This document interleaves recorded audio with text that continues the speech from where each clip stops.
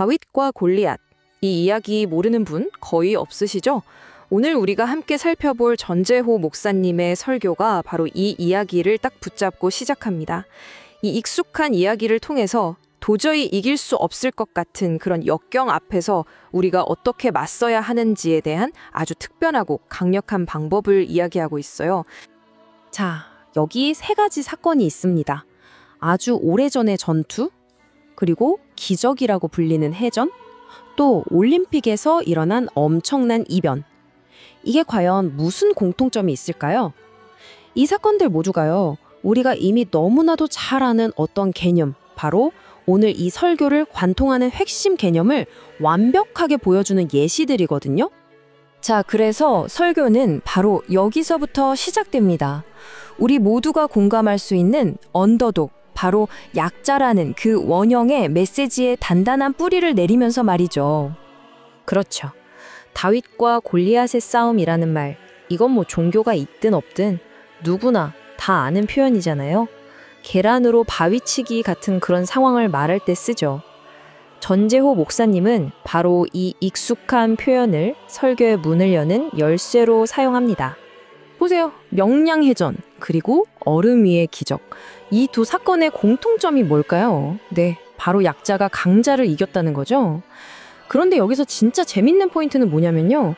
이런 일이 분명히 일어나긴 하는데 이게 너무너무 드문 일이라는 거예요.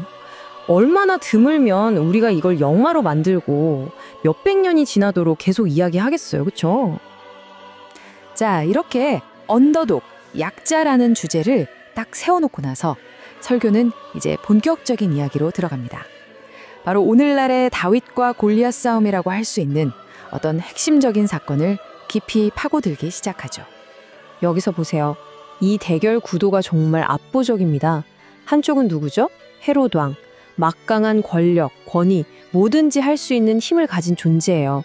그런데 그 상대는요, 초대교회, 세상적인 힘이라고는 하나도 없는 정말 바람 앞에 촛불 같은 그런 작은 공동체였죠. 이 힘의 불균형 느껴지시나요? 헤롯 왕의 공격은 그냥 아무나 붙잡아서 괴롭히는 그런 게 아니었어요. 이건 굉장히 전략적인 공격이었습니다. 교회의 가장 중요한 리더, 말하자면 기둥 같은 존재였던 야고보와 베드로를 정확히 노린 거죠. 왜 그랬을까요? 리더십을 완전히 무너뜨려서 공동체 전체를 와해시키려는 아주 치밀한 계획이었던 겁니다. 자, 그럼 이런 절체절명의 위기 앞에서 이 다윗, 즉 초대교회는 골리앗인 헤롯 왕에게 어떻게 맞섰을까요? 여기서 정말 상상도 못한 아주 의외의 대응이 나옵니다. 설교는 바로 이 지점에서 아주 중요한 질문을 던집니다. 힘없는 공동체가 왕과 어떻게 싸우는가? 여러분이라면 어떻게 하시겠어요? 사람들을 모아서 시위라도 했을까요? 아니면 비밀리에 군대라도 조직했을까요? 아니요. 그들이 선택한 방법은 그런 게 아니었습니다. 그들은 기도했습니다. 이게 정말 중요한 포인트예요. 압도적인 힘 앞에서 그들은 똑같이 힘으로 맞서는 방식을 선택하지 않았다는 거죠. 그러니까 세상이 싸우는 방식과는 완전히 다른 길을 간 거예요. 세상은 보통 물리적인 힘이나 정치적인 권력, 조직적인 저항으로 싸우잖아요. 하지만 교회는 달랐습니다. 그들은 이 싸움의 본질을 다르게 본 거죠. 이건 영적인 전쟁이다. 그래서 우리에겐 영적인 무기, 바로 끈질기고 간절한 기도가 필요하다. 이렇게 판단한 겁니다.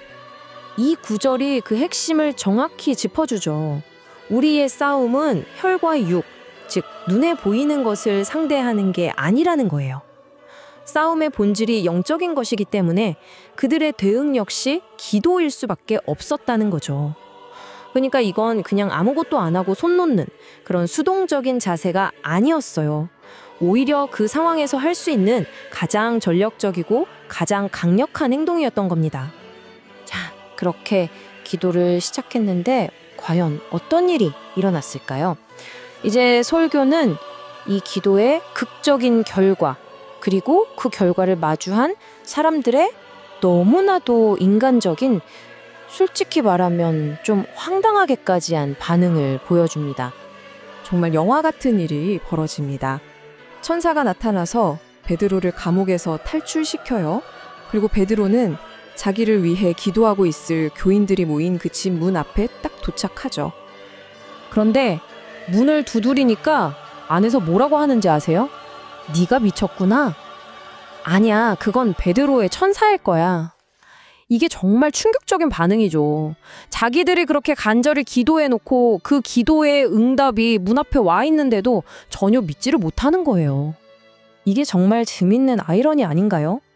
그들의 믿음이 기적을 달라고 기도할 만큼은 충분했는데 막상 그 기적이 눈앞에 나타나니까 그걸 받아들일 만큼의 믿음은 없었던 거예요. 참 아이러니하죠. 하지만 이 이야기에서 우리가 얻을 수 있는 정말 중요한 교훈이 두 가지 있습니다. 첫째, 하나님은 우리의 믿음이 좀 부족하고 의심이 가득해도 기도에 응답하신다는 것. 그리고 둘째, 하나님의 응답은 종종 우리가 감히 상상하고 기대했던 것보다 훨씬 더 큰 규모로 온다는 겁니다. 결국 중요한 건 우리의 믿음의 크기가 아니라 하나님의 능력이라는 거죠. 자, 이제 설교는 가장 깊은 곳으로 들어갑니다. 바로 상실의 역설, 무언가를 잃어버렸을 때 바로 그 안에서 발견되는 아주 놀라운 힘에 대한 이야기예요. 혹시 장기 둘 때 차포 떼고 둔다는 말 들어보셨어요? 가장 강력한 공격 무기인 차랑포를 일부러 빼고 시작하는 거잖아요. 목사님은 바로 이 비유를 가져옵니다. 교회가 야고보와 베드로라는 핵심 리더를 잃은 게 마치 장기에서 차포를 뗀 것과 같았다는 거죠. 가장 강력한 무기를 잃어버리니까 교회는 어쩔 수 없이 다른 힘의 원천을, 진짜 힘의 근원을 찾아야만 했던 겁니다.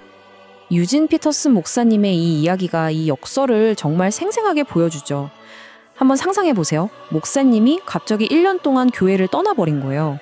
교인들은 교회가 이제 망했다고, 끝났다고 생각하면서 엄청 두려워했겠죠. 그런데 1년 뒤에 돌아와 보니 어떻게 됐을까요? 교회는 망하기는커녕 오히려 교인들 스스로가 더 단단해지고 성숙해져 있었던 겁니다. 역설적이죠? 가장 중요한 리더를 잃어버린 그 경험이 오히려 교회를 진짜 강하게 만든 거예요. 결국 그들은 깨달은 거죠. 자신들의 지도자를 잃어버리는 그 과정을 통해서야 비로소 이 교회의 진짜 주인이 누구인지를 발견한 겁니다. 바로 예수 그리스도라는 사실을요. 그러니까 그들이 최대의 약점이라고 생각했던 리더의 부재가 역설적으로 그들의 가장 큰 강점이 된 셈이죠. 사람을 의지하던 것에서 벗어나서 진짜 믿음을 의지하게 만들었으니까요. 자, 그래서 설교는 마지막으로 우리 모두에게 아주 강력하고 도전적인 질문 하나를 던지면서 끝을 맺습니다.